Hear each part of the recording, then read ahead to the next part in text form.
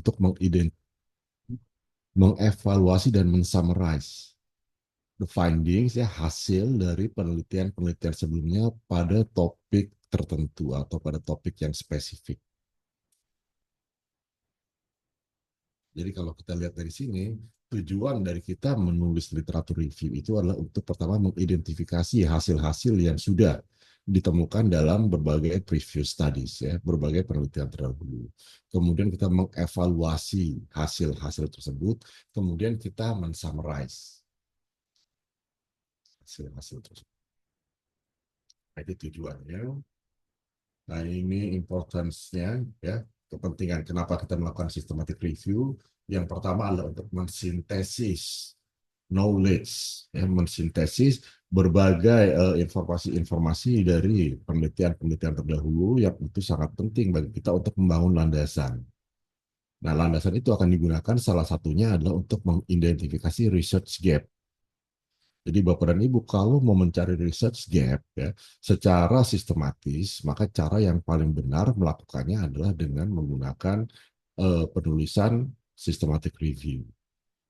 Nah, kalau sudah ketemu research gap-nya, maka nanti kita bisa memberikan future research recommendation dan future practice recommendation. Kita bisa memberikan rekomendasi berdasarkan gaps yang ada, maka penelitian ke depan itu seharusnya meneliti tentang bagian mana nih yang masih belum diteliti. Nah, itu bisa kita gunakan juga sebagai novelty kita kalau mau kita gunakan sendiri.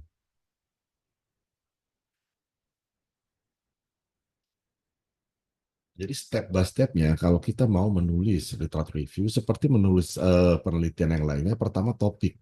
Memilih topik itu merupakan hal yang paling penting dilakukan pertama kali. Kenapa?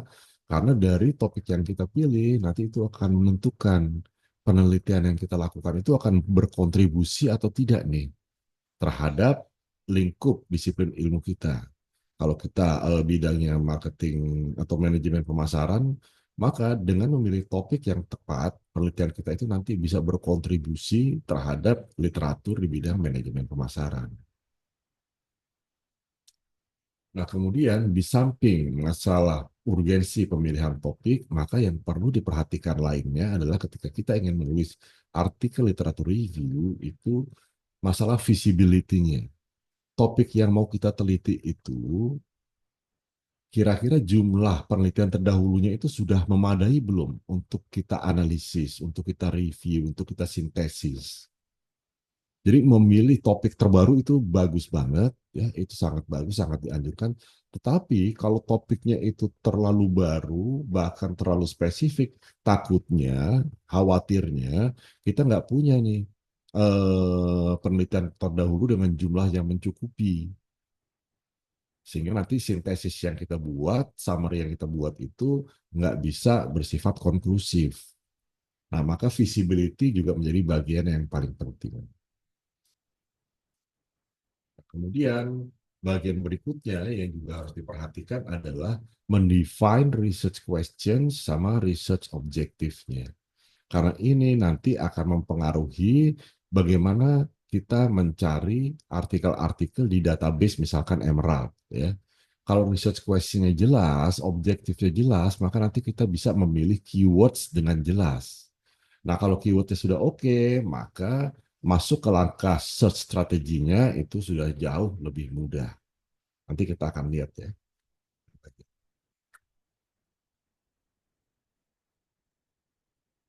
Jadi kalau kita bicara tentang membuat apa namanya penelitian systematic review, maka tadi langkah pertamanya adalah mendefine topik, kemudian mendefine research questions dan objektifnya, kemudian masuk melakukan pencarian artikel-artikelnya, kemudian kita bicara artikel-artikel yang mau kita cari itu kriterianya yang seperti apa. Nah, bicara kriteria, ada inclusion kriteria, ya, ada exclusion kriteria. Inclusion berarti syarat-syarat supaya artikel tersebut bisa kita telaah lebih lanjut. Sedangkan exclusion itu adalah syarat-syarat di mana artikel ini tidak perlu kita bahas, tidak perlu kita analisis lebih lanjut. Nah, kalau sudah baru kita masuk ke melakukan ekstraksi ya. melakukan data extraction proses, baru kemudian kita memilih metode apa yang akan kita gunakan untuk menganalisis artikel-artikel penelitian terdahulu yang sudah kita dapat. Nah, ini kurang lebih ya protokolnya atau step by step-nya melakukan sistematik.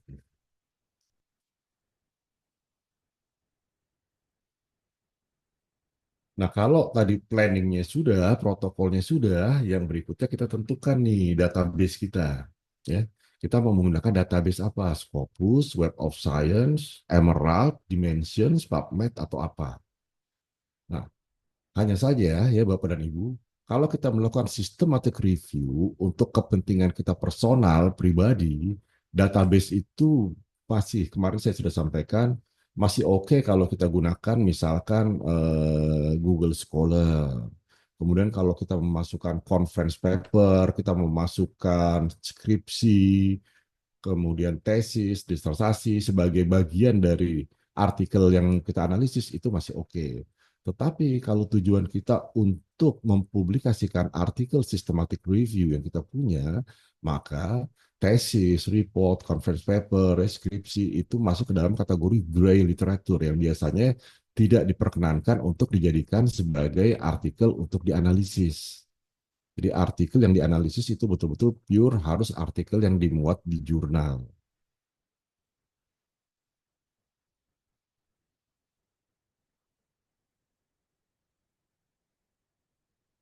Yang berikutnya, ketika kita akan melakukan pencarian, ya, Bapak dan Ibu kan udah sering ya mencari di Google Scholar atau mungkin di database yang lainnya. Eh, Hasil pencarian kita akan seperti apa? Utamanya itu nanti ditentukan oleh seperti apa keywords yang kita gunakan. Jadi bandingkan misalkan Bapak dan Ibu cari di Google Scholar hanya memasukkan keyword green marketing. Bandingkan dengan kalau misalkan keyword yang Bapak dan Ibu masukkan itu green marketing and influencer misalkan. Kira-kira mana yang topiknya masih luas banget? Yang pertama atau yang kedua? Kalau yang pertama itu keywordnya tadi green marketing saja. Yang kedua keywordnya green marketing and influencer. Kira-kira yang output pencariannya itu relatif luas yang mana? Yang pertama atau yang kedua? Yang pertama, Pak. Yang pertama, green Iya, marketing. betul yang pertama ya. Kalau bicara green marketing kan macam-macam ya, sudut pandangnya, angle-nya.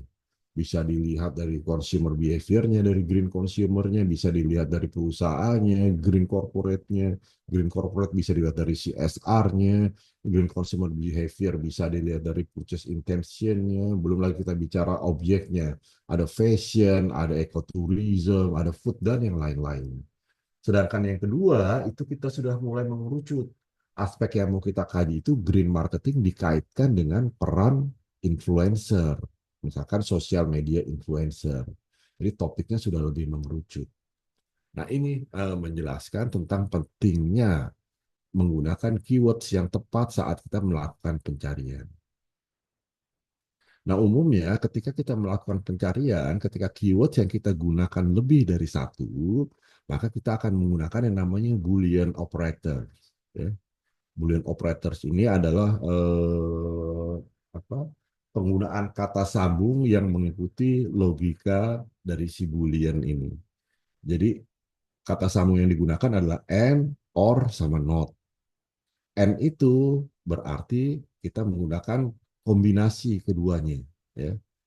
Misalkan tadi green marketing and influencer and social media influencer. Di pencarian kita tulisnya kayak gitu.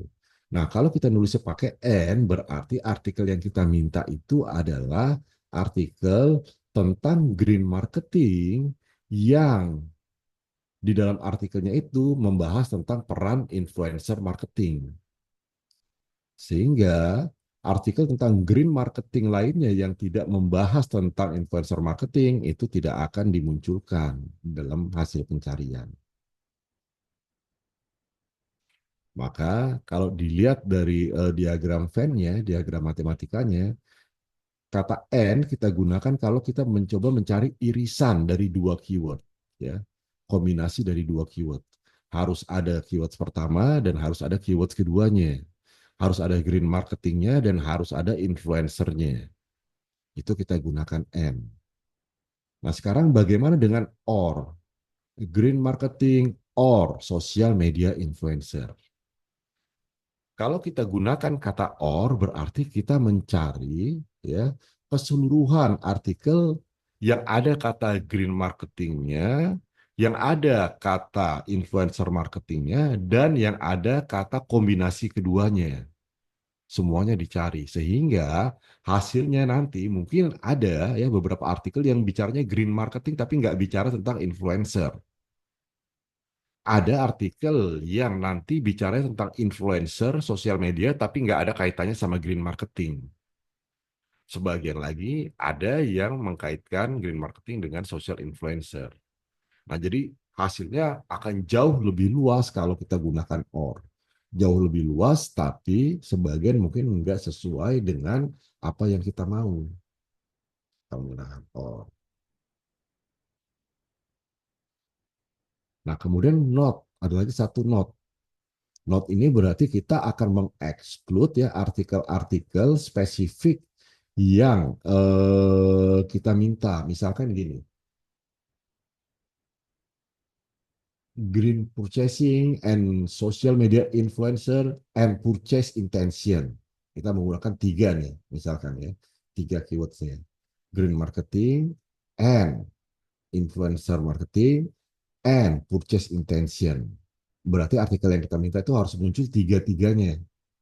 Konteksnya green marketing, ada peran sosial influencernya, dan mempengaruhi purchase intention.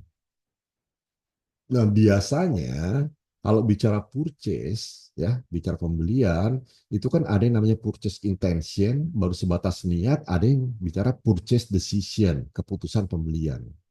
Nah, karena kita mau fokusnya di purchase intention, tetapi kadang-kadang ketika kita masukkan kata purchase intention yang muncul adalah purchase decision, maka supaya spesifik kita tambahkan not. Sehingga Boolean kita, keyword kita ditulisnya adalah green marketing and social media influencer and purchase intention, not purchase decision. Nah, ini untuk mengeliminir supaya artikel-artikel yang variabelnya purchase decision itu nggak keangkut muncul di hasil pencarian kita. Karena kita fokusnya masih di tingkat intention, nggak bicara decision.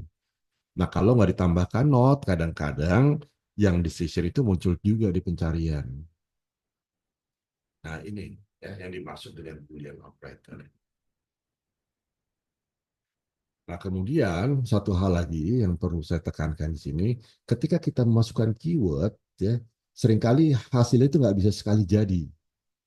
Misalkan kita udah ketuliskan keyword yang kayak tadi, tapi ketika dilihat hasilnya, oh masih luas banget. Oh, kalau masih luas banget, kita bisa tambahkan keyword lain, ya, untuk lebih mempersempit supaya hasil pencariannya itu betul-betul lebih sesuai dengan topik kita. Tapi sebaliknya, kalau setelah kita masukkan keyword, ya, hasilnya itu jadi cuma sedikit banget resultnya, kita bisa modify keyword kita buat lebih sederhana supaya hasilnya lebih banyak. Nah, jadi di sini ketika bicara search strategy, ini prosesnya nggak sekali jalan. Ya, kadang-kadang kita harus melakukan iteratif proses. Kita harus memodify keywords yang kita gunakan supaya hasilnya nanti betul-betul secara jumlah itu memadai. Ya, nggak terlalu sedikit juga nggak terlalu banyak. Inclusion dan exclusion nanti akan kita bahas ya berikutnya. Sekarang kita lihat dulu yang Prisma. Prisma. Nah, jadi Prisma itu tampilannya seperti ini ya, Bapak Ibu.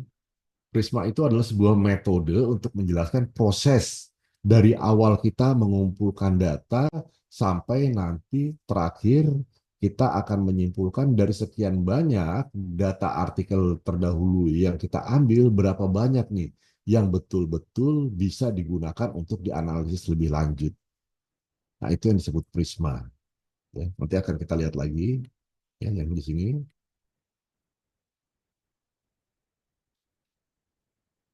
Nah, itu bagian screening and selecting studies ya. Jadi inclusion, exclusion kriteria sama Prisma. Dan developing search strategy tadi sudah ya kita bahas ya. Oh iya, tadi kelewat. Sebentar. Nah, kemudian di samping kata sambung and, or, dan not, kita juga kadang-kadang perlu menggunakan tanda kutip nih. Ya. Nah, kapan tanda kutip digunakan? Tanda kutip kita gunakan kalau keywords kita itu terdiri dari dua kata atau lebih. Misalkan kita punya keywords purchase intention. Purchase intention berarti kan dua kata ya. Nah, bagusnya dia kita apit dengan tanda petik seperti ini. Karena kalau dia nggak diapit dengan tanda petik, maka yang dicari nanti keyword yang memunculkan kata purchase saja itu dimasukkan juga, yang memunculkan kata intention saja juga masuk, yang menggunakan kata purchase intention juga masuk, sehingga luas banget. Nah, oleh karena itu, kalau keyword kita lebih dari dua kata, supaya hasilnya presisi betul-betul purchase intention yang muncul, maka kata purchase intention itu kita apit dengan tanda kutip.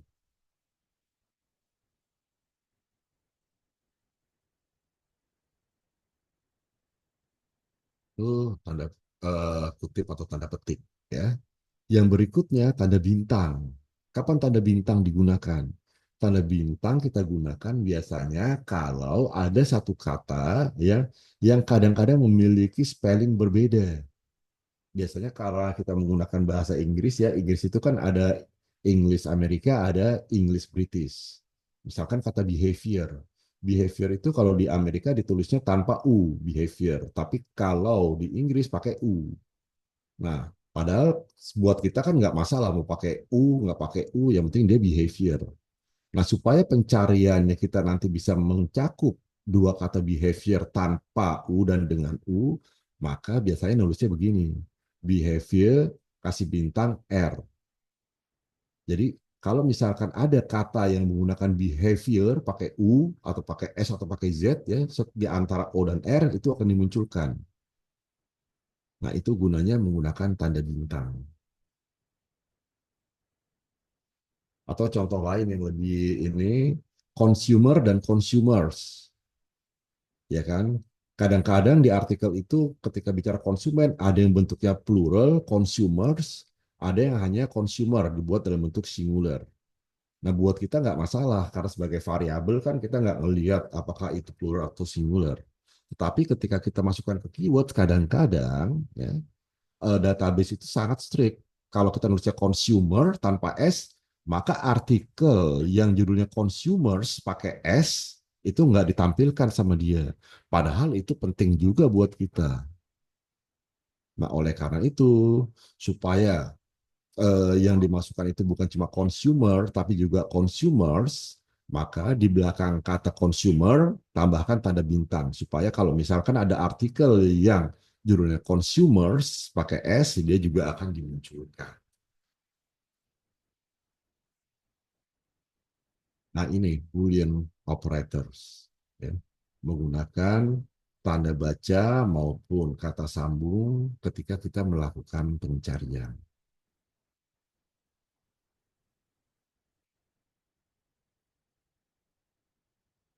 Sekarang kita lihat contohnya ya, misalkan kita punya topik The Role of Digital Marketing on Sustainable Fashion Purchase Intention Among Young Consumers. Ini topik, ya. Topik penelitian kita pengen bikin systematic review-nya, berarti kita akan mencari artikel penelitian terdahulu yang topiknya adalah ini. Nah, dari topik tersebut, maka kita nanti bisa mengidentifikasi keyword-nya apa nih. Oh, keyword-nya berarti digital marketing, lalu social media marketing, lalu e-commerce, sustainable fashion, purchase intention, dan young consumers. Ini menjadi keywords kita. Keywords kita ini yang kemudian kita masukkan ke dalam Boolean operators. Oke.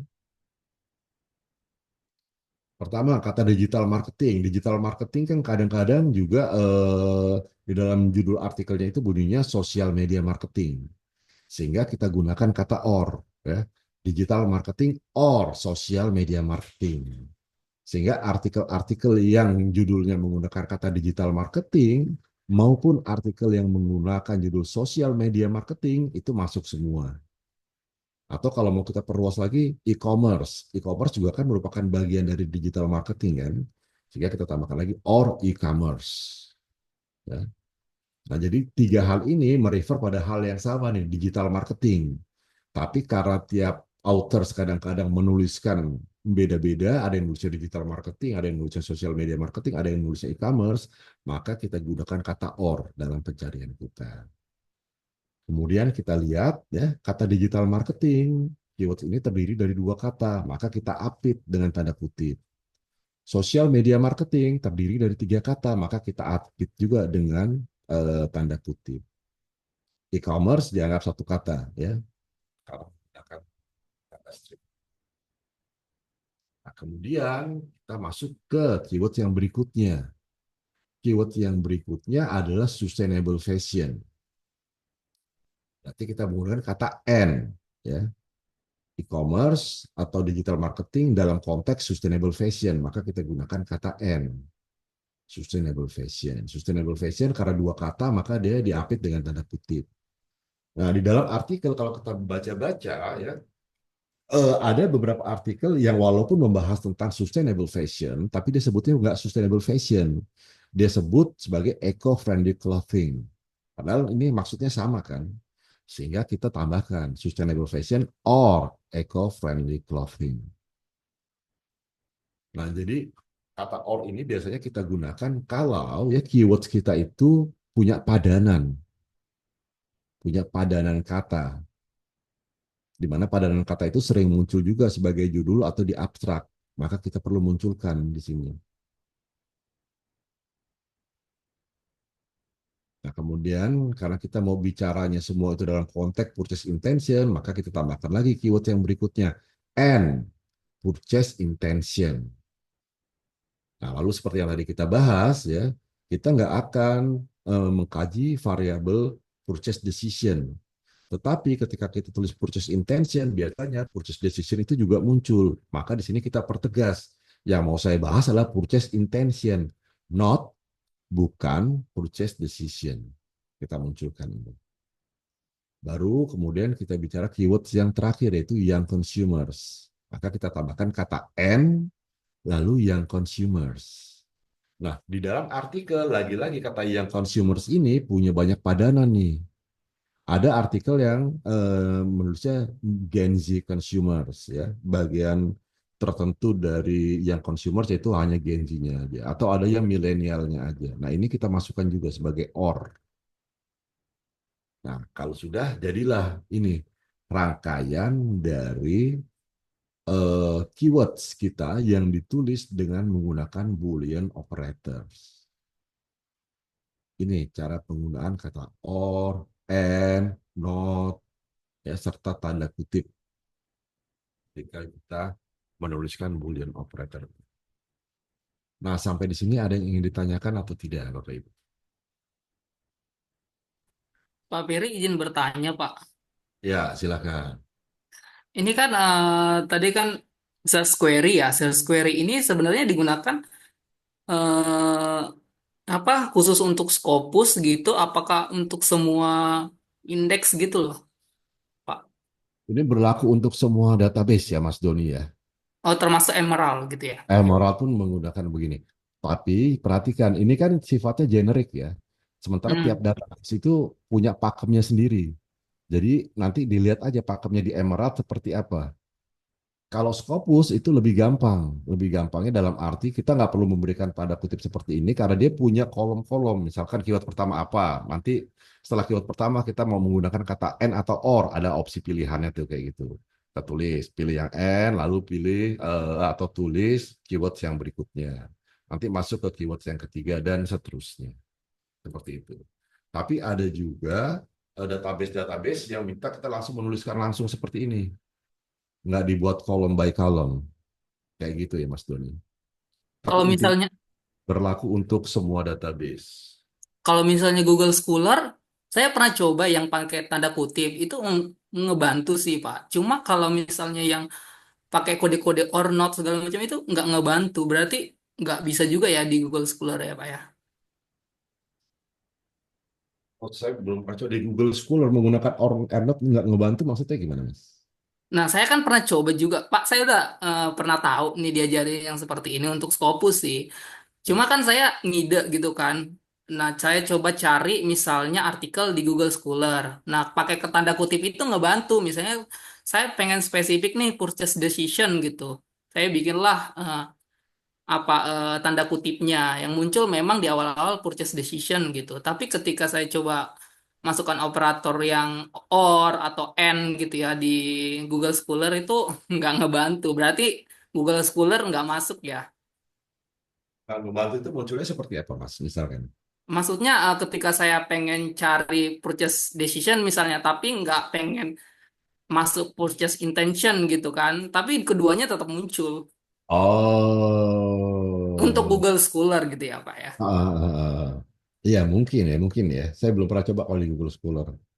Tapi kalau di Emerald, di Science Direct, di Scopus, ini ngebantu banget gitu. Ya mungkin juga sih, karena kan seperti yang tadi saya sampaikan di awal ya, Google Scholar itu kalau dalam pengertian yang strict, dia tidak termasuk ke dalam ini scientific database, karena kan di situ ada macam-macam ya. Nah mungkin juga dia nggak menggunakan Boolean operators dalam operasi pencarian. Bisa jadi sih. Oke, thank you Mas Doni ya untuk referensinya. Iya Pak, lanjut Pak. Oke, yang lain Bapak Ibu? Maaf, Pak, itu harus pakai tanda kurung seperti itu ya, Pak? Tanda kurung ini kita gunakan untuk fokus aja sebetulnya, fokus pencarian. Jadi yang dicari pertama, kalau kita ada kurung di digital marketing sampai e-commerce ini, berarti kita minta ini nih yang dicari pertama. Setelah itu yang dicari kedua adalah sustainable fashion segala macam.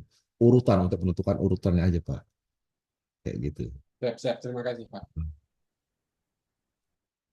Nah, sekali lagi saya tekankan ya, ini adalah format yang paling komplitnya ketika kita menuliskan Boolean operators.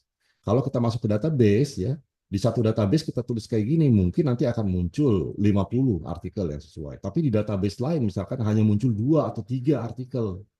Ketika kita masukkan keyword yang seperti ini.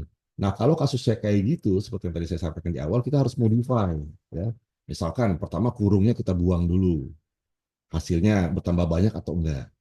Nanti kalau misalkan bertambah tapi masih kurang banyak, yang or-ornya ini mungkin bisa kita buang beberapa. Yang consumers, or Gen Z, or milenial, kita pilih satu aja yang consumers aja. Kayak gitu. Nanti akan menambah dia ininya. Karena kalau terlalu strict juga ketika kita menuliskan keywords, nah itu akan berpengaruh terhadap hasilnya. Hasilnya nanti akan lebih sempit banget. Di beberapa database yang muncul nanti jumlahnya hanya segelintir, 2, 3, 4, atau 5. Ini yang tadi saya bilang di awal ya, ketika kita melakukan pencarian ini sifatnya iteratif. Jadi kita harus trial and error. Coba lagi, coba lagi. Apa yang kita masukkan di dalam satu database belum tentu menghasilkan hasil yang sama di database lain. Sehingga di database lain mungkin kita harus modify, ya, walaupun dengan konten yang sama. Seperti itu.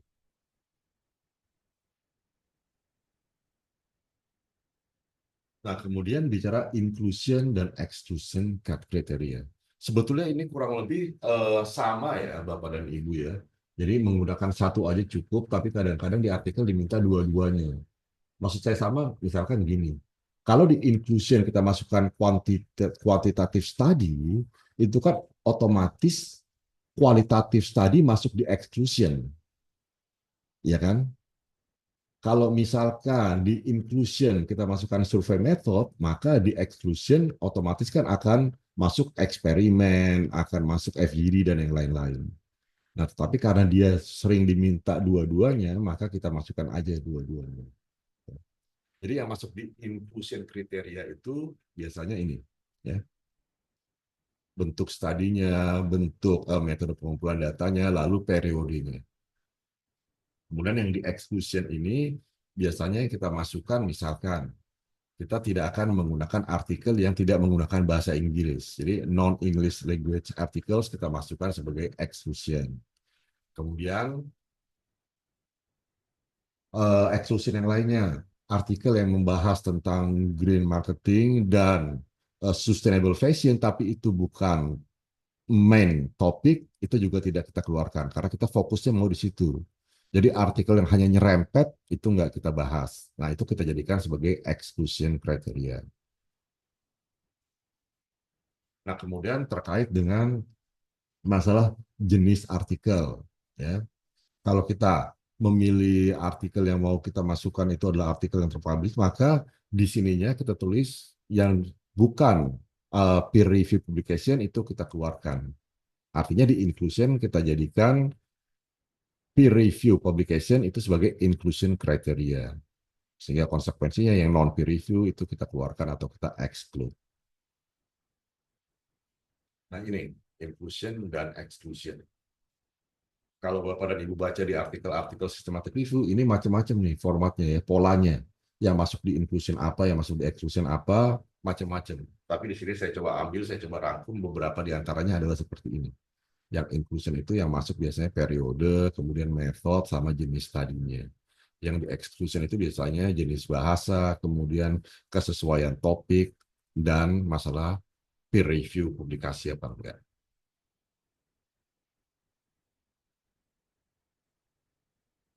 Nah, kemudian kita bicara metodologi. Ya, Prisma. Prisma ini adalah metode penelitian. Jadi kalau di penelitian kuantitatif, ya bicara metode, kita bicara macam-macam ya. Kalau di sini ada Prisma yang kita gunakan untuk mengumpulkan data. Mulai dari mengumpulkan sampai nanti menentukan mana data yang bisa kita analisis lebih lanjut. Prisma kemarin di minggu lalu saya sudah sampaikan, ini sebetulnya metode yang digunakan di bidang kedokteran. Tapi karena waktu munculnya Prisma ini banyak juga bidang-bidang ilmu lain yang ingin melakukan systematic review, maka Prisma itu banyak juga digunakan di luar bidang kedokteran, seperti di bidang manajemen. Tapi makin ke sini ya banyak peneliti-peneliti yang mengeluarkan metode dengan nama lain, bukan Prisma namanya. Nah, itu yang mungkin lebih layak kita gunakan ya karena sesuai dengan bidang keilmuan kita. Walaupun kemarin saya sudah sampaikan, kalau kita telisik isinya kurang lebih sama step by step-nya. Bicara tentang mengidentifikasi database, melakukan screening, eligibility, inclusion, sampai dengan nanti hasil akhirnya seperti apa. Nah, jadi yang saya tunjukkan di sini adalah yang Prisma. Karena ini yang merupakan metode rintisan awal dan secara fundamental digunakan di dalam metode-metode lainnya yang sejenis. Nah, ini contohnya kalau sudah ada angkanya seperti ini. Jadi misalkan kita hanya menggunakan database Emerald ya, dengan menggunakan keyword yang kita masukkan tadi, kita dapat totalnya 605 artikel. Maka di N identification itu kita tulis N sama dengan 605. Sedangkan di additional record-nya N-nya 0. Kenapa? Karena kita cuma menggunakan satu database. Kalau database-nya lebih dari satu, misalkan selain Emerald kita juga menggunakan database Science Direct, dan hasilnya ada misalkan 300, maka di N yang keduanya itu N bukan lagi 0, tapi N sama dengan 300. Ya. Nah, ini jadi tergantung pada jumlah database yang kita gunakan.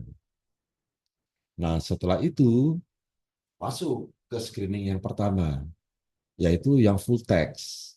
Ya. Nah, ini sebetulnya sudah bisa kita identifikasi di awal ketika kita masuk ke database melakukan pencarian. Biasanya itu ada opsi ya. Kita mau cari yang seperti apa, yang full text saja atau yang cuma abstraknya doang juga dimasukkan. Nah, jadi kita lihat di sini karena kita nanti harus membaca keseluruhan isi artikel, artinya kita butuh artikel yang full text. Setelah kita screening, ternyata dari 605 artikel ya, yang enggak full text itu ada 362. Sehingga total artikel sisanya adalah 362 ya. Ini setelah mengeluarkan artikel yang non full text. Jadi dari 605 dikeluarkan yang non full text dapat 362. 362 ini berarti artikel yang full text. Nah, kemudian screening yang berikutnya adalah duplikasi. Duplikasi ini biasanya terjadi kalau kita menggunakan lebih dari satu database. Karena satu artikel mungkin saja dia dimuat di Emerald juga, di Science Direct juga, dimuat di Scopus, database Scopus juga. Sehingga ketika kita menggunakan database-database tersebut, nanti artikel itu akan muncul dua kali tuh. Di database Scopus kita tarik, di database Emerald kita tarik juga. Artikel yang sama, berarti kan duplikasi kan? Nah, maka di screening kedua ini kita harus menghilangkan duplikasi. Di sini kita lihat ya, artikel yang full text 362. Setelah dibuang yang duplikasi, jumlahnya tetap 362. Kenapa? Karena kita hanya menggunakan satu database. Karena cuma satu database nggak mungkin ada duplikasi kan? Tadi saya sampaikan duplikasi itu terjadi kalau kita menggunakan lebih dari satu database. Sehingga di sini ya, di bagian screening sini record after non full text remove dengan record after duplicate remove itu jumlahnya tetap sama.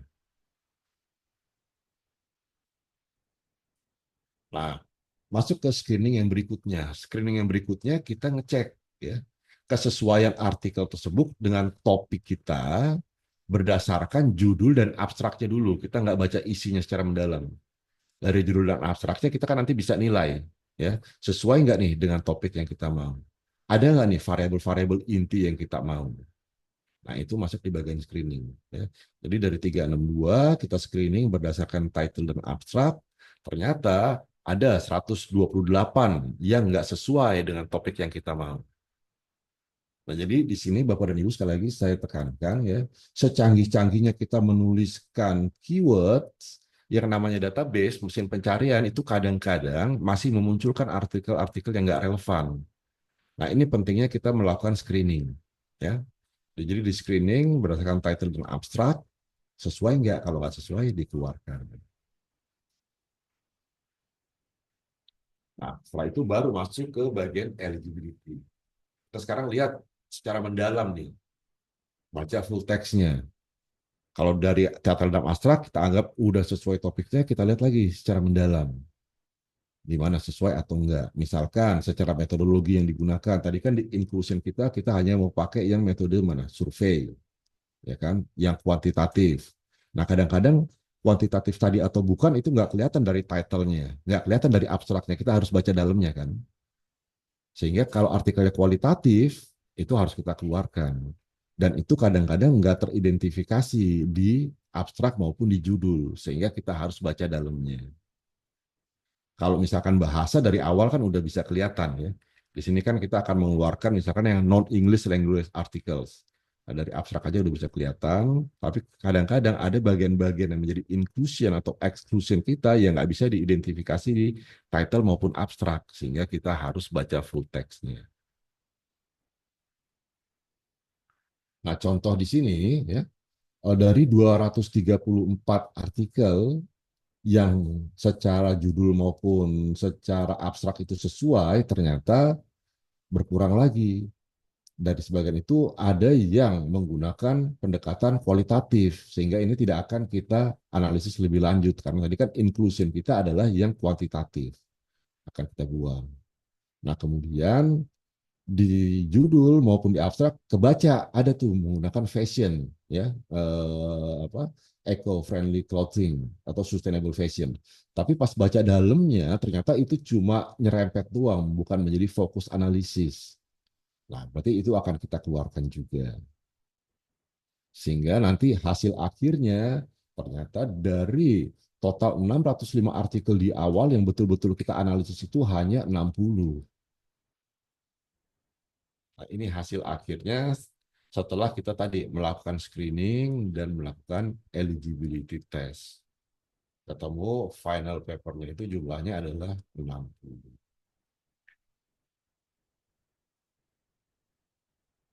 Oke, sampai di sini dulu. Bapak dan Ibu siapa yang masih belum jelas? Saya, Pak, izin bertanya, Pak. Silakan. Kalau untuk Prisma ini sendiri, bisa nggak sih ya dikombinasikan langsung ke softwarenya seperti itu, Pak? Atau pendukung literatur, Pak? Gimana? maksudnya di-combine sama untuk mencari di apa namanya Mendeley gitu, atau di-combine sama Zotero seperti itu Pak. Bisa nggak Pak? Sebab saya pernah waktu itu yang saya pernah cerita ikut pelatihan yang di WTC UAK itu pakai Prisma juga sih Pak. Cuman memang belum seberapa mendalami untuk Prisma ini sendiri. Yang di Mendeley kan atau di Zotero kan apanya itu, Bu? Prismanya Pak, Oh, kayaknya bisa nggak bukan ya. gitu maksud saya? Kalau Prisma ini kan metodologi ya. Metodologi itu kan step by step bagaimana kita melakukan pencarian data dalam hal ini ya. Metodologi pencarian data. Nah itu setahu saya sih nggak bisa dipecahkan dengan menggunakan Mendeley atau Zotero karena itu kan cuma ini reference manager. Oh. Kalau misalkan ya, misalkan ibu sudah cari hasilnya itu dimasukkan ke Mendeley, dimasukkan ke Zotero itu bisa. Hmm. Yang 60 artikel ini nih ya, kemudian nanti ibu ekspor ke Mendeley atau ke Zotero bisa. Tapi kalau ibu nyuruh Mendeley melakukan dari proses awal pencarian sampai nanti ketemu 60, itu kayaknya nggak seperti itu fungsinya Mendeley ataupun Zotero. Gitu ya, Bu ya. Baik Pak, terima kasih ya Pak. informasi. Ya, Mas Doni, monggo. Iya Pak. Sebenarnya saya juga mikir ya Pak sejak awal pas dengar Prisma ini sebenarnya software atau gimana? Ternyata berdasarkan yang Bapak jelaskan Prisma ini sebenarnya cuma sebatas panduan yang kita kerjainnya manual gitu ya Pak ya. Betul, ini protokol ya. Ini Berarti protokol nggak ada software tersendiri gitu Pak ya. ya. Kalau software untuk melakukan dari awal sampai akhir nggak ada. Cuma nanti Hmm. saya akan perlihatkan di beberapa step itu ada software yang kita bisa gunakan. Misalkan ketika kita bicara mau mengeksklud artikel berdasarkan title dan abstrak. Nah, itu kita bisa menggunakan Ryan ya, software Ryan bisa kita gunakan itu. Kemudian kalau kita mau bicara yang full text analisisnya ini, kita bisa menggunakan software-software kualitatif misalkan NVivo atau apa gitu. Atau mungkin pakai AI juga bisa ketahuan gitu. Nah, tapi kalau yang dari awal sampai akhir bisa selesai sampai sini saya belum nemu. Belum ada softwarenya. Dan Prisma itu bukan software. Prisma itu betul ya protokol. Iya Dia betul. penjelasan step by step bagaimana mencari dan memilih artikel yang akan kita analisis lebih lanjut. Kayak gitu. Berarti manual ya Pak. Iya. Oke. Monggo selanjutnya. Siapa tadi yang ingin bertanya?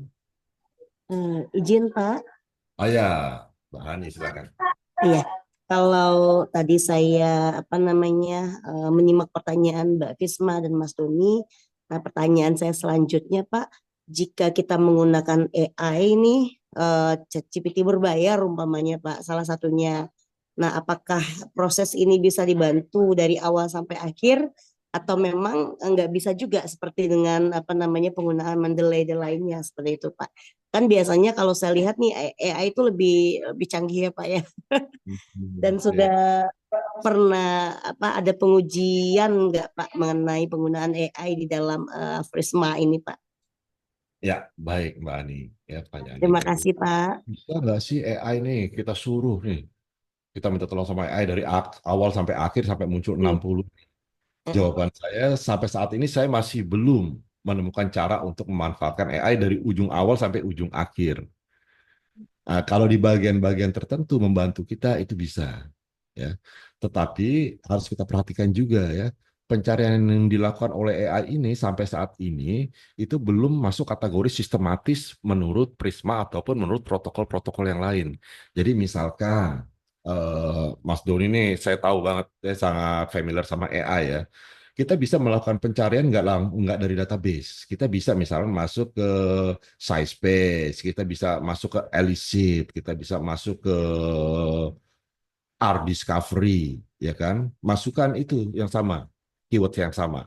Akan muncul nanti artikel-artikelnya itu, artikel yang sesuai dengan keinginan kita. Bahkan di beberapa aplikasi tertentu, ya seperti di Elicit ataupun di SciSpace, saya lupa ada atau enggak, itu kita bisa pilih artikel yang mau dimunculkan itu hanya yang key satu saja atau mau semua key muncul, itu bisa. nanti akan muncul artikelnya. Nah, tetapi ya pencarian menggunakan AI seperti itu sampai sekarang belum bisa dijustifikasi sebagai pencarian yang sistematis kalau merujuk pada protokol Prisma ini. Karena kalau protokol Prisma ini pencariannya adalah berdasarkan database. Nah, jadi untuk membantu pencarian, saya pikir bisa, tapi untuk dikategorikan sebagai sistematis ketika melakukan pencarian, dia belum bisa diadopsi. Oke. Baik, Kemudian berarti misalkan, ya, berarti tetap step by step-nya itu bisa menggunakan berbagai cara ya Pak ya, iya, untuk apa namanya intinya gitu. mendapatkan hasil akhir yang kita harapkan ya Pak, Iya, atau yang betul. sesuai. Lalu Betul. selanjutnya mohon izin Pak, pertanyaannya kami mungkin saya khususnya gitu ya Pak ya, masih agak terkendala keilmuannya mengenai mencari-cari jurnal yang bereputasi dan baik gitu Pak. Nah kemarin saya sempat berdiskusi dengan beberapa teman semester 1 ya Pak ya, waktu pembelajaran Bapak, saya tuh banyak berdiskusi dengan teman-teman di dalam kelas ataupun di luar kelas, memberikan beberapa link yang bisa kita akses untuk publikasi-publikasi yang bereputasi gitu ya Pak. Nah akan tetapi mungkin nggak mahir ya Pak ya, seperti Mas Doni gitu Pak. Boleh nggak Pak kita ada apa namanya permintaan pembelajaran bagaimana sih cara kita mencari artikel-artikel yang bereputasi, apa sih yang kita gunakan seperti itu Pak. Karena belum melotok tuh Pak ilmunya, khususnya saya gitu Pak. Mungkin teman-teman lain juga begitu. Terima kasih Pak. Oke, makasih pertanyaannya, Bu Hani. Nah, betul. Kalau kita misalkan menggunakan Google Scholar, tantangannya adalah semua artikel akan masuk di situ yang sesuai dengan topik kita, terlepas apakah Benar, dia dimuat di jurnal yang bereputasi atau tidak. benar Pak. Tetapi kalau kita udah masuk ke database tertentu, ya, seperti database-nya Scopus, Web of Science, Emerald, itu sudah dijamin. Makanya kenapa ya, ketika kita menulis artikel systematic review, database kita itu adalah database yang dalam tanda kutip mainstream, yaitu WOS, Scopus, Emerald, atau apapun itu. Karena itu database yang oleh editor, oleh publisher dianggap database yang terpercaya menghasilkan artikel jurnal bereputasi. Makanya dari sekarang saya sih udah mulai jarang ya menggunakan Google Scholar, jadi saya lebih sering masuk database atau menggunakan yang tadi AI seperti Elicit atau SciSpace. Kemudian di bagian opsinya saya minta hanya jurnal-jurnal yang Q1, Q2 misalkan yang dimunculkan. Nah, itu udah menjadi jaminan bereputasi. Kalau untuk sekedar baca ya, bukan untuk menyusun artikel systematic review seperti ini. Iya. Untuk menyusun Dan artikel systematic review, kita harus masuk ke database. Itu, Bu Ani. dan masuknya itu kita belum terlalu, khususnya saya belum terlalu maksimal gitu Pak. Kadang-kadang ketika membuat tugas ya Pak di semester 1 tuh saya nyari searching gitu ya. Jadi apa ya banyak proses yang dilakukan karena memang mungkin belum pakem ya Pak, belum tahu nih langkah yang tepatnya seperti apa gitu ya Pak. Jadi masih searching-searching gitu Pak. Dikasih link sama teman saya cari dulu cara penggunaannya, cara ngelihatnya bagaimana gitu ya Pak. Jadi Maksudnya masih mulai ngambang dari gitu Pak. register, login ke database-nya gitu, Ibu ya. Nah, bener, bener Pak, gitu. Mas Itu Doni siap mungkin bantu bagi, ya Mas Doni ya. Nanti kita adakan sesi khusus nih untuk Bapak Ibu yang dalam tanda kutip nggak terlalu familiar untuk mengakses database mungkin ya. iya bener, bener Nih, Mas Pak, Doni gitu. ini kemarin sempat ikut kelas saya dan salah satu yang menjadi andalan lah membantu teman-teman Masya, bicara tentang akses artikel, AI dan yang lain-lain. Dan iya, untungnya Mas Doni juga alhamdulillahnya sangat siap membantu. Masya Allah. Iya. Karena bagaimanapun kan kita harus familiar ya Pak. Mulai dari semester 1 kita udah mulai harus banyak lebih tahu ya Pak. Harus membiasakan dengan menulis. Seperti juga yang Bapak ajarkan di semester 1 ya Pak ya. Sampai semester 2 pun kita tugas-tugasnya lebih banyak menulis jurnal, membaca artikel ya Pak. Kalau Hmm. seandainya kita nggak familiar atau nggak ekspor dengan itu ya kita pasti akan memiliki kendala sendiri. Bahkan dapat artikel-artikel yang nggak bagus seperti itu Pak. Jadi mohon bantuan arahan lebih lanjut supaya kita Oh, lebih bisa oke. memahami dengan baik Pak. Terima Siap, kasih. siap. Nanti akan ada sesi khusus ya, Bu Hani, untuk Ya, itu ya. baik, Oke. makasih Pak. Ya, sama-sama. Pak Andi Juwana, monggo, udah raise hand nih. Masih di mute, belum kedengeran suaranya Pak Andi. Ya, terima kasih Pak. Oh, Pak Ferry, menarik sekali. Sangat menarik bagi saya pribadi yang pasti. Eh, Kemarin semester 1 saya sempat diberikan tugas, kalau tidak salah, bareng dengan Momit, dengan Pak Ferry tentang SLR. Dan pada waktu itu memang saya juga tidak tahu memang betul yang disampaikan, memang begadang Pak 2 malam. Nah, Hmm. saya cuman mau konfirmasi sekaligus ingin arahan dari Pak Ferry, mungkin juga teman yang lain yang lebih familiar. Saya kemarin buat SLR itu diawali dengan POP. Ya, jadi POP, Publish or Perish, kayak gitu. Saya cari, kebetulan POP saya tidak bisa Google Scholar. Saya juga nggak tahu, aneh. Yang Pak, Alhamdulillah saya bisa Science Direct, jadi saya cari artikel eh, base Scopus dari Scopus. Nah, dari Scopus saya dapat semuanya. Saya cari dari POP itu, saya ambil konversinya ke Excel. Ke Excel itu sudah ditampilkan semua seluruh sebanyak punya saya ini sebanyak 98 sebanyak 124 artikel. Saya saya filter lagi berdasarkan artikel yang sesuai atau artikel yang dari tahun sekian ke tahun sekian seperti itu. Eh, Diarahkan mungkin saya kalau salah Pak. Setelah Hmm. itu, eh, nah saya coba masuk ke WOS Pak, ke bukan WOS apa? Fosviewer, Phosphor. Fosviewer.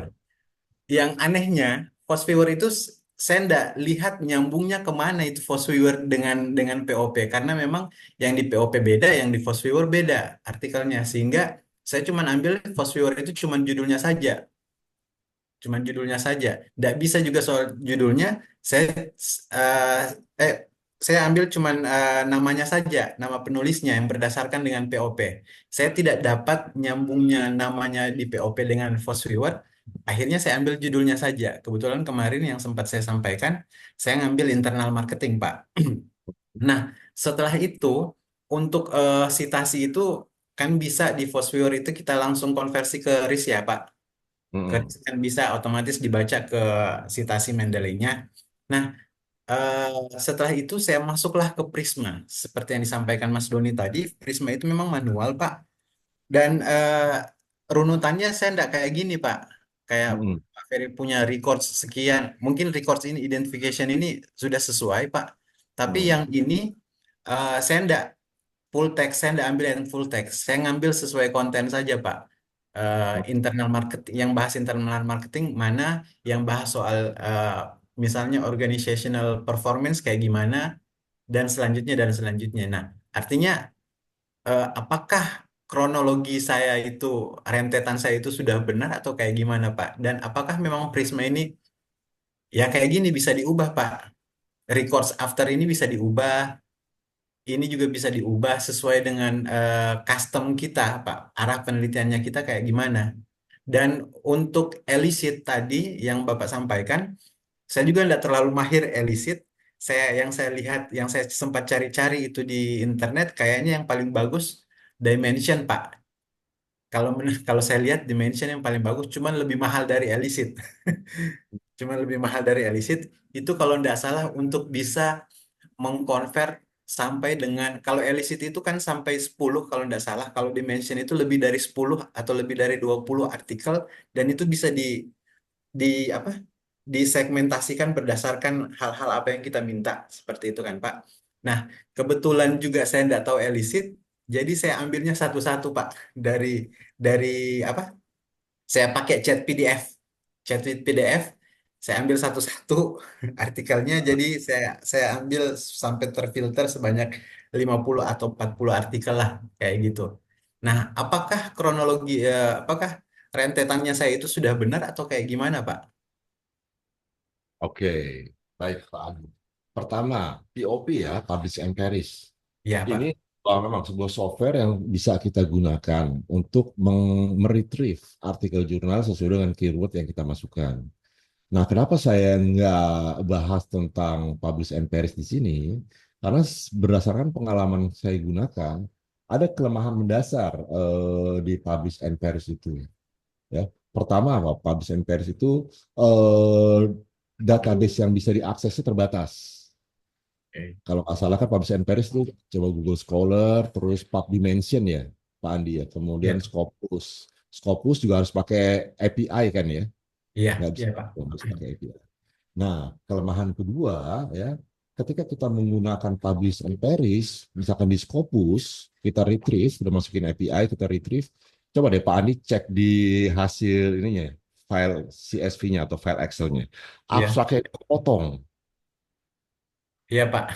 abstraknya nggak full. Abstraknya. Nah, Iya, padahal kan abstrak itu menjadi bagian dari proses screening kita kan, untuk menilai oke. apakah artikel ini layak untuk ditinjau lebih lanjut atau enggak. Nah, tapi waktu saya coba pakai Publish and Perish gitu, abstraknya itu banyak kan kepotong-kepotong semua, sehingga saya nggak bisa membuat judgement ini perlu saya masukkan atau enggak. Nah, itu alasannya kenapa saya nggak pakai Publish and Perish. Jadi Kemudian pakainya yang apa Pak ya? langsung masuk ke database seperti yang tadi. Oke, oke Pak. Jadi untuk retrieve Database artikelnya, betul. Emerald atau yang lain-lain Pak ya? Iya, betul. Oke, siap-siap. Kemudian pertanyaan yang kedua, saya agak bingung kalau Pak Andi bilang ketika masuk ke Force Viewer, hasil yang dimunculkan itu beda dengan artikelnya. Itu maksudnya gimana ya, Pak?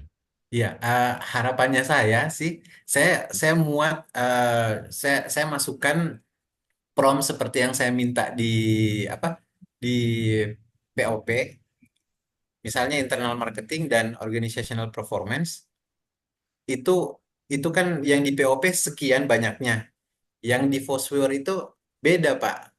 Artinya maunya saya kan harus sama. Apakah memang Jumlahnya, memang itu dua hal yang berbeda ya? jumlah artikelnya atau apanya, Pak? Semuanya Pak, entah jumlah artikelnya. Kalau Foursquare itu kan eh, melihat hubungan ya Pak, kalau tidak salah Pak, melihat hubungan entah hubungan antara eh, penelitian ini berdasarkan nama peneliti, berdasarkan tahun peneliti, berdasarkan kutipan dan lain sebagainya. Kalau POP itu semua penelitian yang tertentu tentang prompt yang kita masukkan itu akan dimuat. Nah, ternyata saya pikirnya POP itu sama dengan Foursquare, memuat hal yang sama, tinggal mencari hubungan dalam dalam bentuk visual. Ternyata tidak. Nah, itu makanya saya pikir bagaimana caranya saya bisa menggabungkan membuat SLR dengan dua itu kayaknya sulit bagi saya. Oke, iya. Jadi banyak kalau memang kalau kita perhatikan ya, artikel systematic review yang menggunakan dua hal itu. Menggunakan untuk retrieve-nya menggunakan publish and perish, kemudian analisisnya untuk mendapatkan research gap sama apa istilahnya fitur research agendanya pakai Viewer. Cuma kalau Pak Andi perhatikan, biasanya artikel-artikel itu nggak akan dimuat di jurnal-jurnal Q1, Q2 tuh. Scopus mungkin cuma Scopus Q4. Karena Viewer itu intinya sih dia cuma menggambarkan ini, menggambarkan density ya. Density artinya ini topik ini nih udah banyak banget diteliti nih. Topik ini masih jarang diteliti.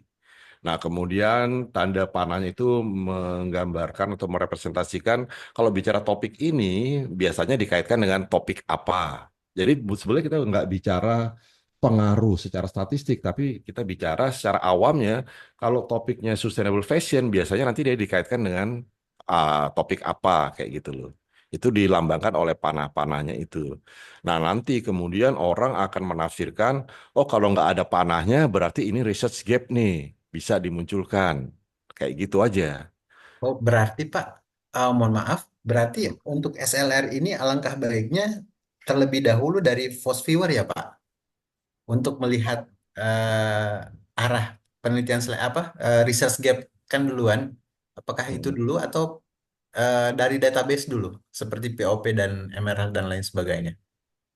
Post viewer kan harus ada datanya yang dimasukkan. Oh, oke. Berarti harus cari database-nya dulu, harus cari artikelnya dulu dalam format TRIS, dimasukkan, baru nanti di Post viewer kan, kayak gitu. Oke, oke. Cuma tadi saran saya, Post viewer itu hanya bisa menggambarkan hal yang tadi. Padahal kalau kita bicara systematic review, apalagi yang maunya dimuat di artikel, di jurnal yang bereputasi Q1, Q2, itu nggak cukup cuma sebatas itu. Ya, kita harus melakukan mungkin content analysis, mungkin thematic analysis, ya minimal banget bibliografi analisisnya harus ada dan itu nggak bisa muncul di Viewer Iya. gitu. Nah, mungkin tadi itu saya kasih gambaran, mungkin dia bisa membantu kita untuk memetakan atau mengidentifikasi future research agendanya akan seperti apa. Tapi itu juga justifikasinya masih harus diperkuat lagi. Siap. Begitu, Pak Ya. Andi ya. Yang terakhir itu Pak mungkin elicit. Elicit Oh, menurut saya itu konten yang paling inti daripada SLR. Kalau menurut saya itu aplikasi AI-nya itu Pak. Saya agak bingung menggunakan elicit itu karena sangat bagus sekali. Berapa artikel kita masukkan di situ, mereka bisa membaca semuanya berdasarkan perintah sampai 20. Tapi kayaknya yang paling bagus sebenarnya kalau yang saya lihat sih Dimension atau elicit Pak. Dimension, saya baru tahu kalau Dimension itu ada aplikasi. Setahu saya Dimension itu database kayak Scopus gitu. Hmm. Makanya saya belum pernah coba aplikasi yang namanya Dimension, saya belum pernah coba, Pak Andi. Mungkin Pak Andi bisa coba share screen ya, kayak apa bentuk ininya ya. Mungkin saya Ah, lupa nama Pak. Pokoknya yang saya tahu saya pernah baca ada yang lebih anu dari elicit. Kalau elicit itu cuma sampai 10 ya Pak. ya, LC sampai 10 kalau nggak salah ya, Iya, artikel iya. dituliskannya ya betul. Saya pernah entah mungkin saya lupa nama itu apa. Ah. Itu sampai 20 Pak, tapi lebih mahal lagi dari elicit. Ya, mungkin Oh, mungkin kita paskan dimensionnya itu Pak, mungkin juga saya lupa nama. Elicit itu ah, menurut saya sangat bagus sekali aplikasinya. Mungkin kekurangannya itu di situ karena memang di situ bisa dibedah semua di elicit itu. Tapi memang balik lagi saya tidak tahu cara mengoptimalisasikannya itu. oke. Yang setahu saya yang sejenis dengan Elicit itu ada konsensus, ada SciSpace ya. SciSpace juga kurang lebih sama tuh dengan Elicit. Tapi kalau Dimension saya baru dengar. Mungkin nanti saya coba cari-cari ya. Namanya mungkin Ya, agak-agak keliru sedikit. iya, Nanti iya. coba sharing lagi. Sementara saya cari juga Pak. Ah, oke, apalagi tadi Pan? Itu ya Itu aja pertanyaan Pak. Pan. Terima kasih Ah, Pak. oke, siap. Baik, lanjut ada Bu Diajeng. Monggo Bu Ajeng. Pak, maaf ini sebelumnya saya offline dulu sambil Oke, nggak apa-apa. ini saya tertarik melanjutkan dari pembahasannya Pak Andi. Berarti ini kaitannya kalau Fast Viewer, setahu saya memang untuk bibliometrik ya Pak Ferry.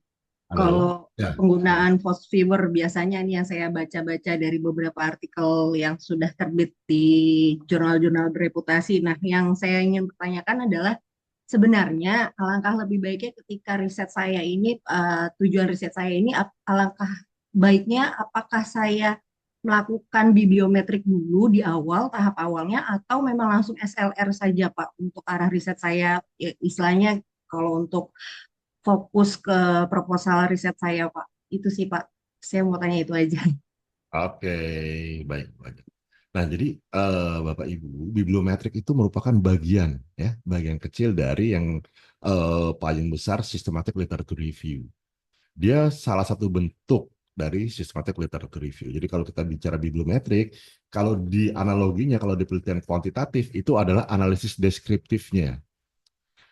Kan kalau di analisis deskriptif kita bicara deskripsi responden, misalkan berapa banyak laki-laki, berapa banyak perempuan, ya kan? Berapa banyak yang pekerjaannya PNS, berapa banyak yang pekerjaannya wirausaha dan yang lain-lain kayak gitu. Nah, kalau di dalam SLR, bibliometrik itu menggambarkan, mendeskripsikan hal seperti itu, ya, mendeskripsikan berapa banyak penelitian yang dilakukan di Cina, berapa banyak yang dilakukan di Indonesia, berapa banyak yang menggunakan teori of plan behavior, berapa banyak yang menggunakan teori ini. Nah, itu bagian dari bibliometric analysisnya. Ya, jadi kita mendeskripsikan kayak gitu. Berapa banyak penelitian yang menggunakan mediator attitude, berapa banyak penelitian yang menggunakan outcome variable-nya purchase intention. Nah, itu bagian dari bibliometric analysis. Nah, betul, makanya tadi saya bilang artikel bibliometric analysis itu juga bisa dipublikasikan, tapi biasanya jarang yang masuk di Q1, Q2 karena dia hanya sebatas mendeskripsikan itu.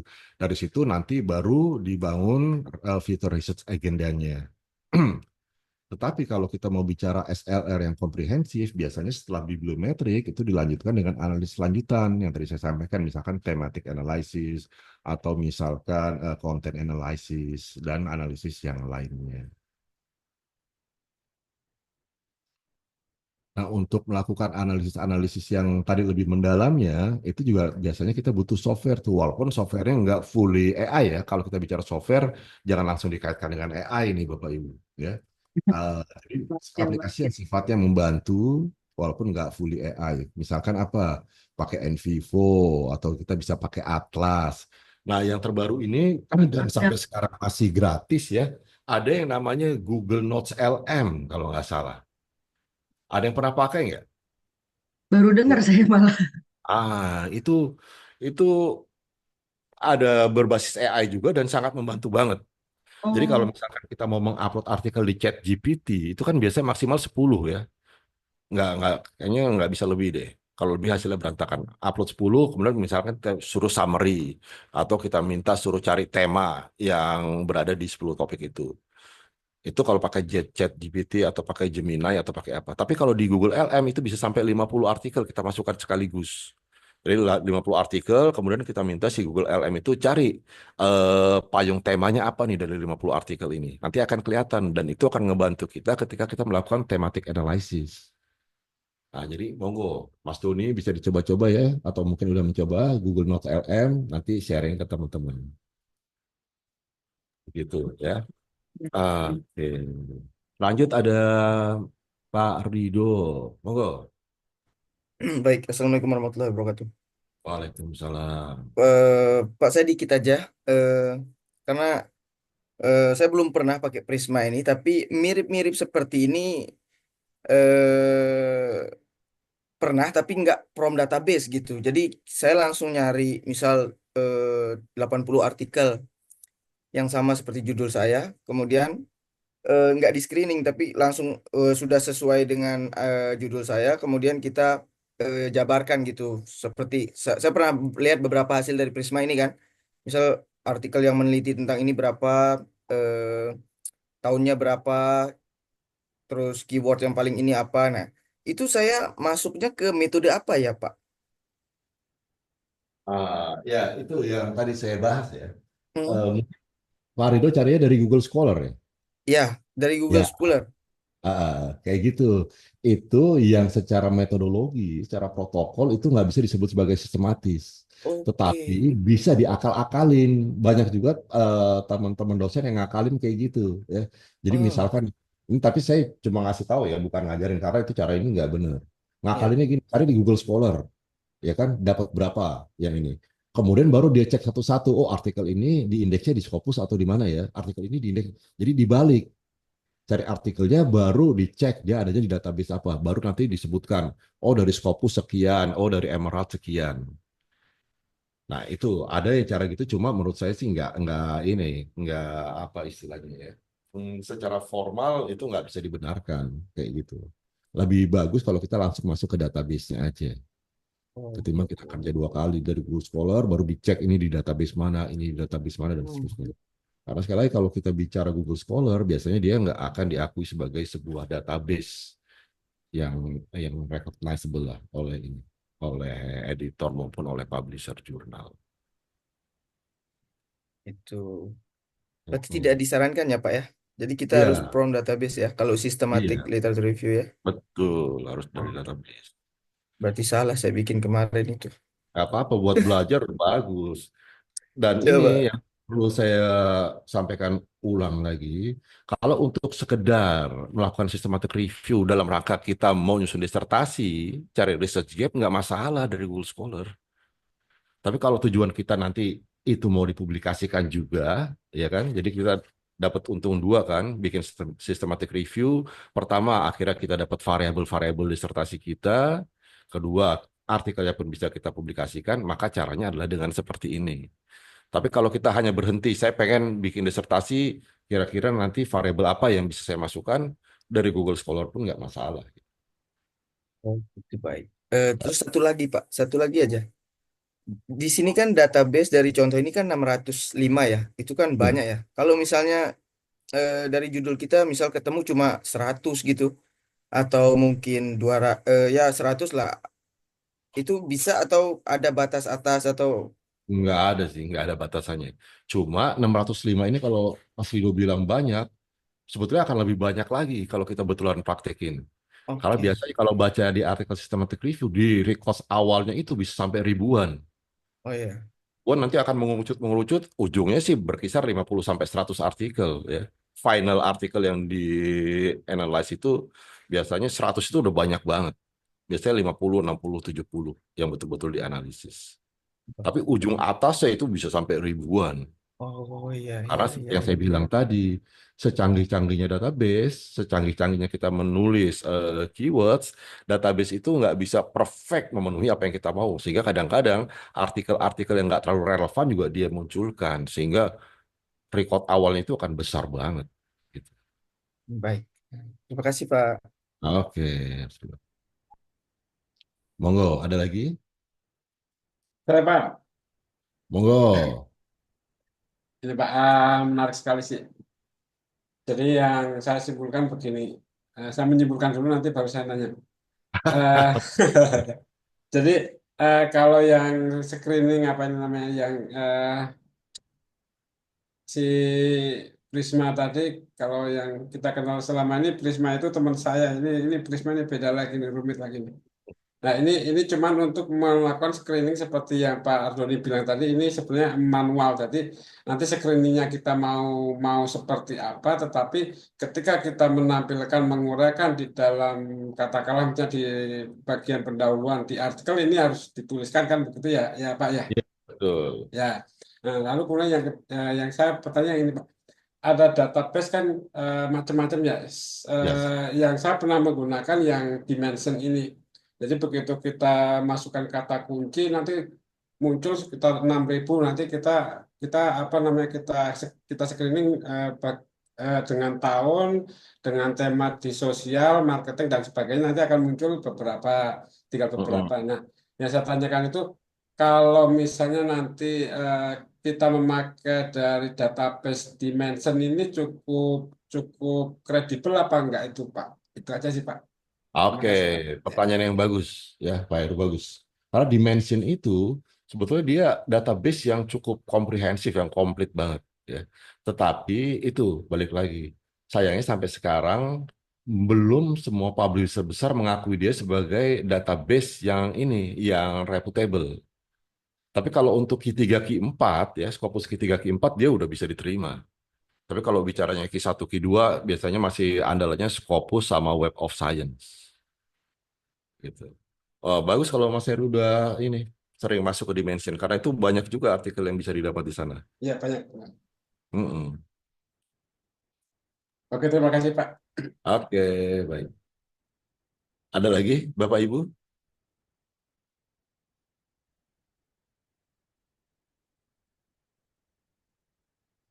Oke, kalau nggak ada, mungkin untuk materinya kita cukupkan dulu sampai di sini ya. Sekarang saya pengen lihat Mbak Zara monitor.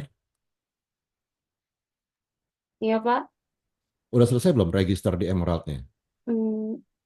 Tadi udah, Pak. Saya udah nyari artikel di situ. Sekarang coba tolong ini share ke teman-teman ya. Bagaimana cara register di Emerald. Jadi Bapak Ibu yang belum mungkin nanti bisa apa mengikuti step by step yang dilakukan oleh Mbak Zara. Sebentar saya off. Gimana cara stop share screen ini? Bapak nanti boleh minta materinya ini, Pak. Boleh Ibu. Makasih. Oke. Mana ya? Saya mau stop. Nah, Pak Ferry, Pak Ferry, Ya, ya. kita tuh cuma dapat emerald doang berarti ya Pak? UNJ setahu saya Emerald sama ProQuest deh. Oh, ProQuest. Saya Kalau nggak tahu Science Direct ProQuest. belum langganan ya Pak? Kenapa? Yang Science Direct. Ya, Science Direct belum. Tapi dari Perpusnas, Bapak dan Ibu bisa ya akses Science Direct. Oh, oke oke Walaupun oke. nggak terlalu lengkap juga ya Science Direct yang di Perpusnas, tapi lumayan lah. Karena saya coba kalau pakai Perpusnas tetap aja nggak bisa yang ini sih. Mm-mm. Nggak Nggak- apa harus yang open access juga sih. Nggak apa namanya nggak bisa yang kalau nggak open access tuh kita nggak bisa buka. oh iya, kita harus pilih yang open access, nggak semuanya memang betul. Iya iya. Nggak, saya pikir ada kita kita apa WNJ ada akses ke sana ternyata belum ya. Belum. Baik Sebatas ini baik. Bapak Emerald aja. Oke makasih Pak. Oke. Mbak, oh, Pak Ferry, halo Pak.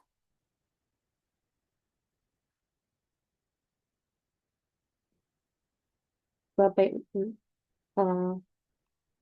Pak, ini saya tadi udah register, terus kalaupun mau nunjukin ke teman-teman di sini, eh, ada panduannya. Soalnya saya takutnya ketika saya mencontohkan jadi nggak bisa register ulang. Tadi soalnya ada error juga.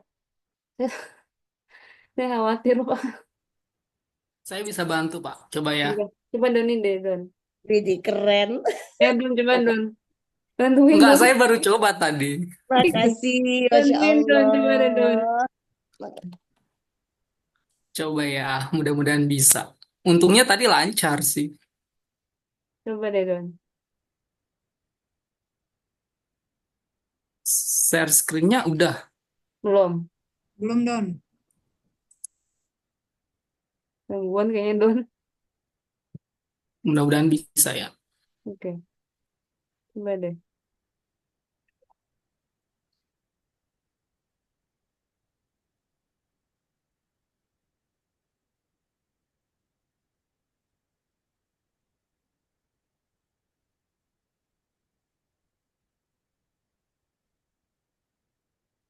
Apakah sudah terlihat? Udah, Mas. Udah, udah. Ya, udah. Nah, di awal itu kan kita dikirimin panduan ya lewat email. Yang udah daftar pasti dapat gitu. Bentar ya, saya buka. Tapi Bapak Ibu sudah terima panduannya bukan? Yang Udah, ini. udah. Nah, tinggal dibuka aja panduan. Sebenarnya gampang banget sih caranya. Mungkin Bapak Ibu bisa sambil ikutin aja gitu. Ya izin ya Pak Peri. Saya coba bantu.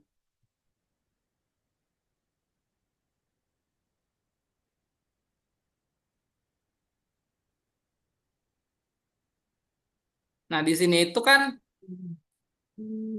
ini nih jelas nih panduannya gitu, yang Emerald ya. Nah, kita itu masuk ke link yang dikasih di Emerald ini aja gitu. Bukan yang bawah Ikutin Don. aja. Yang bawah kali Cuma Don. kan kenapa?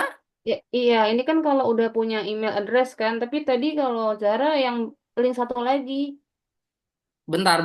Nah, ini kan kita kan belum punya nih emailnya. Maksudnya belum punya akun gitu ya ceritanya. Nah, yang belum punya akun itu nanti kita bikin akunnya gitu. Caranya itu sebenarnya juga udah dibikin di bawah gitu ya.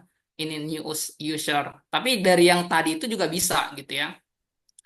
Lanjut, ini kan saya udah login ya sebenarnya karena saya udah masuk bahkan udah download artikel yang kemarin harus kita review ya yang dari Pak Ferry. Nah, itu login. Misalnya di sini saya masih login ya. Saya coba logout ya.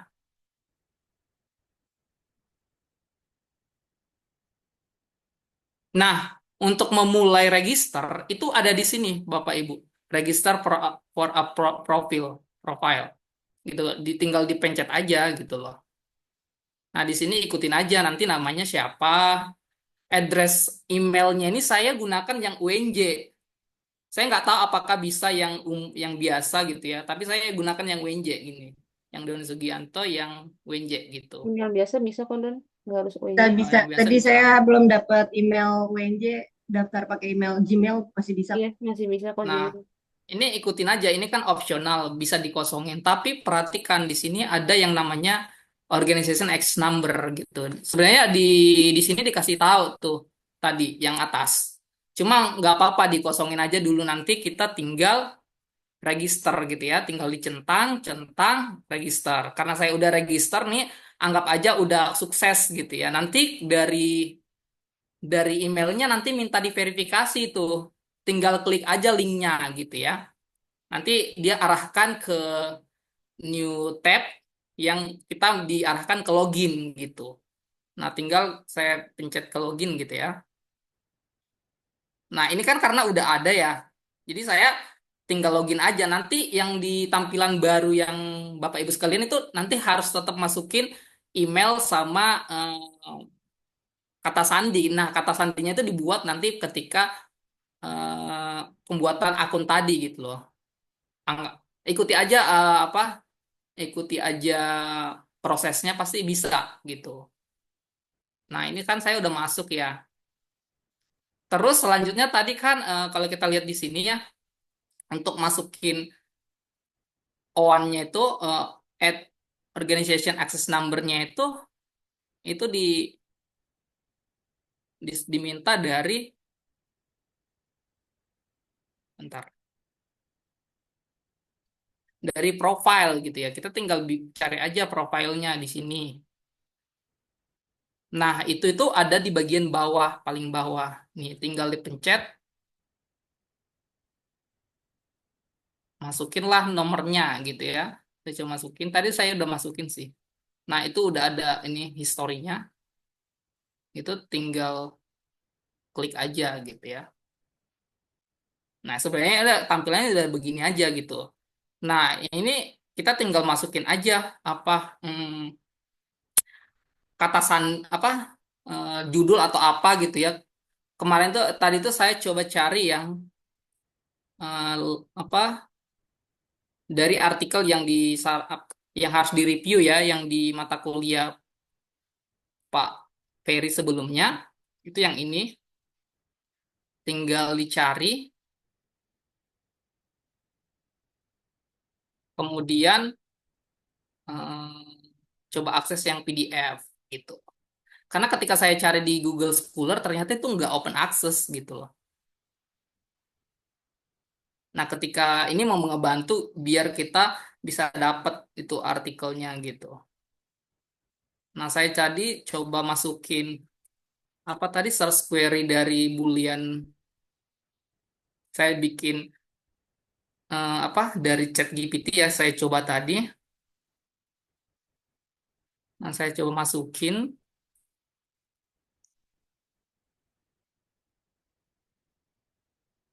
Ya, hasilnya tetap work sih. Cuma saya juga masih bingung nih. Kan saya bilangnya cari purchase decision gitu ya, tanpa purchase intention. Di sini itu tetap masukin purchase intentionnya gitu. Mungkin Pak Ferry bisa ngejelasin gitu.